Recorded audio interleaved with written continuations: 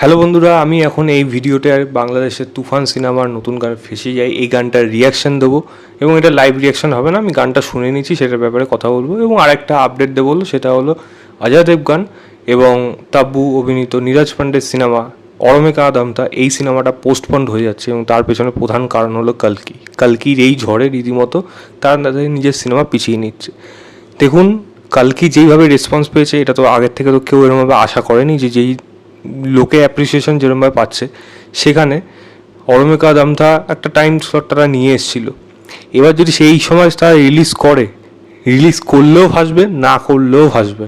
তো তাদের এই মুহূর্তে সেই রিস্কটা নিতে হবে, রিস্ক ফ্যাক্টরটা এই মুহূর্তে রিলিজ করাটা বেশি মনে হচ্ছে তাদের কাছে, কারণ যেইভাবে অডিয়েন্স রেসপন্স কালকি নিয়ে রেখেছে, এদের স্ক্রিন পেতেই প্রথম কথা মানে প্রবলেম হবে, আর তারপর তো সিনেমাটাকে প্রফিটেবল ভেঞ্চার বানানো আরও দুর্গম হয়ে যাবে। তো তারা ডিসিশন নিয়েছে এই সিনেমাটা এখনের জন্য পিছিয়ে আছে, তবে কবে আসবে সেটা এখনও অবধি তারা ডেটটা ডিক্লেয়ার করেনি, এই মাসেই আসে নাকি নেক্সট মাসের শুরুর দিকে, সেটা এখনও বলেনি। তো এটাই ছিল অরমে কা দাম থা নিয়ে আপডেট এবং তার প্রধান কারণ হলো কালকি এই ঝড়।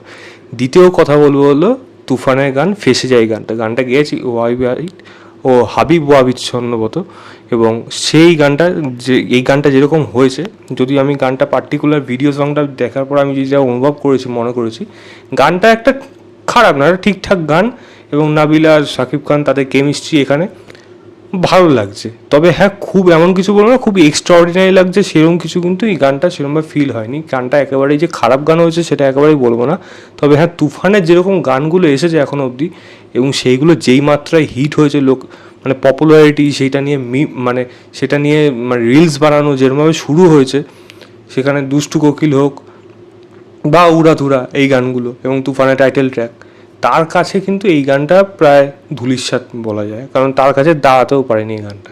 কারণ এই গানটার মধ্যে আর যেই জিনিসটা দরকার ছিল সেটা হলো এতে কেমিস্ট্রিটা খুব ভালোভাবে ওয়ার্ক করার প্রয়োজন ছিল, যেটা অ্যাটলিস্ট এই গানটার মধ্যে অ্যাটলিস্ট বোঝা যায়নি। সিনেমা তো এখনও দেখিনি, সিনেমা 5 তারিখে আসার কথা, এবার দেখি এটাও 5 তারিখে রিলিজ করে নাকি, মানে SBF ডিস্ট্রিবিউট করছে এখানে, ঠিক আছে, তারা কীভাবে ম্যানেজ করবে সেটাই এখন তাদের ব্যাপার, কিন্তু এই সমাজে রিলিজ করলে যে তারা যে কী ঝামেলায় পড়বে সেটা সময়ের অপেক্ষা। এবার দেখা যাক সিনেমাটা কীরকম হয় এবং সেখানে গানটা সিনেমার মধ্যে কীরকমভাবে ওয়ার্ক করে। যারা বাংলাদেশের দর্শক যারা দেখেছেন তারা তো বুঝতে পারবেন যে কীরকম লেগেছিল গানটা। আমরা ভারতের দর্শক, এখন আমরা সেটা দেখে অ্যাটলিস্ট আমরা সেটা বুঝতে পারবো। তবে ফার্স্ট ইমপ্রেশনে যদি বলি, গানটা আমার ভালো লেগেছে, খুব এক্সট্রাঅর্ডিনারি এইটুকু আমি বলবো না, যে গানটা আমি বলবো ঠিকঠাক লেগে গেছে।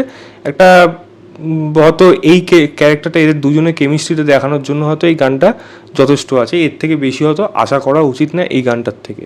এবং আমি যদি পার্টিকুলারভাবে যদি গানটার সাথে তুলনা করি, মানে সেটা যদি আফরান নিশো তমা মির্জার গানটা গা ছুঁয়ে বলো, ওই গানটা প্রচণ্ড ভালো লেগেছিলো। ওই গানটার মধ্যে যে কেমিস্ট্রিটা ছিল সেটা খুব ভালো ছিল, খুব ভালো লাগছিলো এবং সেটা এখনও আমি শুনলে এখনও ভালো লাগে।